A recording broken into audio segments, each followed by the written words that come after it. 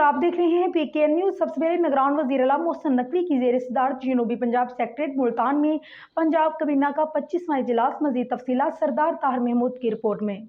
वज़ीर आला वज़रा मशीरान, chief secretary, IG police, secretaries और हुकाम एयरपोर्ट से कोस्टर्स में सफ़र करके जनूबी पंजाब सेक्रेटेरिएट पहुंचे। पंजाब कबीना का वर्कर्स को रिलीफ देने के लिए एहसन इकदाम। वर्कर्स की कम अज कम तनख्वाह 32,000 करने की मंजूरी। मजदूर अफराद, बुजुर्गों और तुलबा तालबात के लिए ऑरेंज लाइन मेट्रो ट्रेन और मेट्रो बस सर्विस पर फ्री सफ़र करने की सहूलत की मंजूरी दे दी।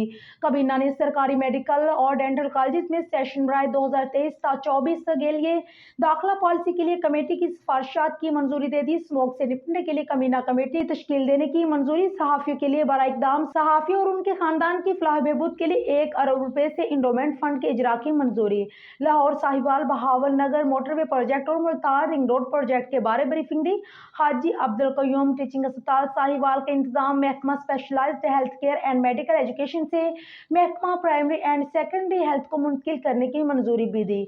सूबाई वज़रा मशीरान, chief secretary, inspector general police और मुतलका हुकाम की इजलास में शिरकत।